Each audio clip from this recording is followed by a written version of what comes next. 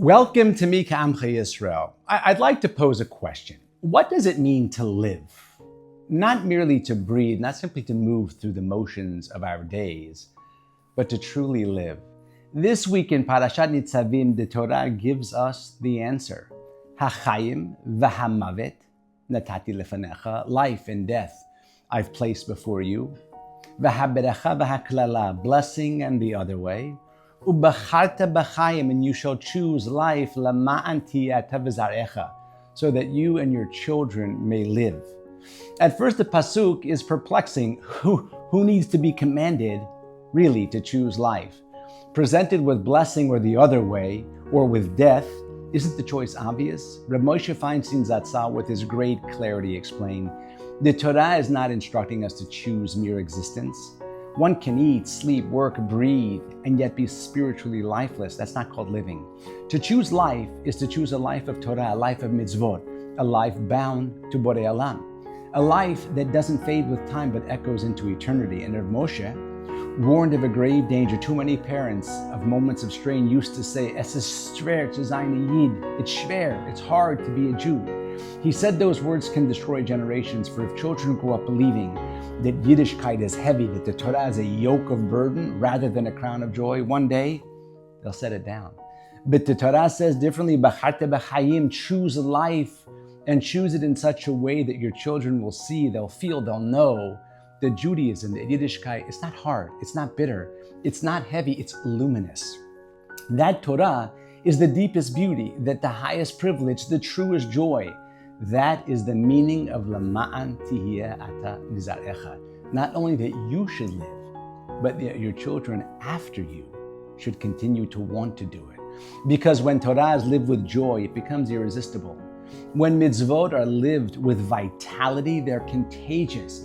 That's how we secure eternity. And now, before I share the story that follows, I must tell you something from my heart. I don't loosely recount stories from the Holocaust. The pain of that chapter runs through all of us, and these are not stories to be told casually. But once in a while, a story emerges from that abyss, one that burns with such clarity and such eternal truth that it has to be told, because it shows us in ways words that cannot. In Auschwitz, there was a sewing room where Jewish women sat around over their machines, stitching uniforms with trembling hands for the Nazis, Yimach Shemam. Hunger gnawed at their bodies. Weakness hung in the air like a shroud.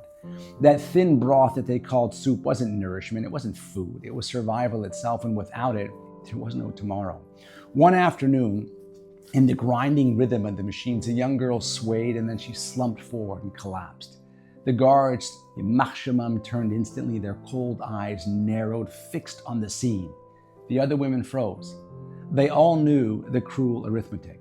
Without soup, the girl will die. But to give her soup meant taking it from themselves, and in that place, to weaken was to invite death. And then from the fainted girl came a whisper, barely, with lips cracked, barely audible, a voice trembling with the last of her strength. Soup. Again, fainter still, soup. The guards were watching. The women's hands clutched their bowls. The question tore at their hearts. Do we give and risk our own lives, or do we keep and live with what that might mean? And then slowly, with trembling hands, it happened. One woman dipped into her ladle, into her bowl, and poured a thin stream into another. Then another woman followed, and then yet another. One by one, each one gave from her own lifeline. Drops became streams, and streams became a bowl, until at last a full portion was formed, born from sacrifice, born from eternity, and that bowl was lifted to the lips of the faint little girl.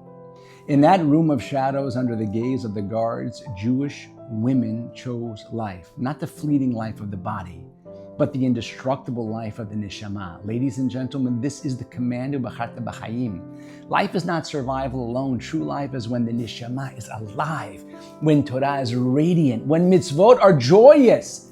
And if in Auschwitz, in the valley of death itself, Jewish women could still ladle from their own lifelines to sustain another, could still choose the face of annihilation, then what about us? We stand in freedom. We stand in abundance. Never in history has the Jewish people had more Torah, more opportunity, more beracha. Never. How can we not live without joy and vitality?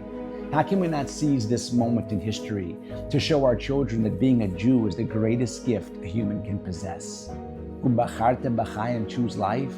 Choose it not as a burden, but as a crown. Not in the shadows, but in blazing light, not with the heaviness, but with fire, with faith, with joy, with pride.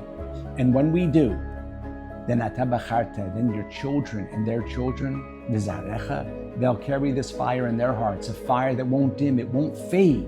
It'll be a name that will never die, for this is Am Yisrael. This is eternity walking. This is life that is unbreakable. Mika Amcha Yisrael, Shabbat Shalom and Mivorach.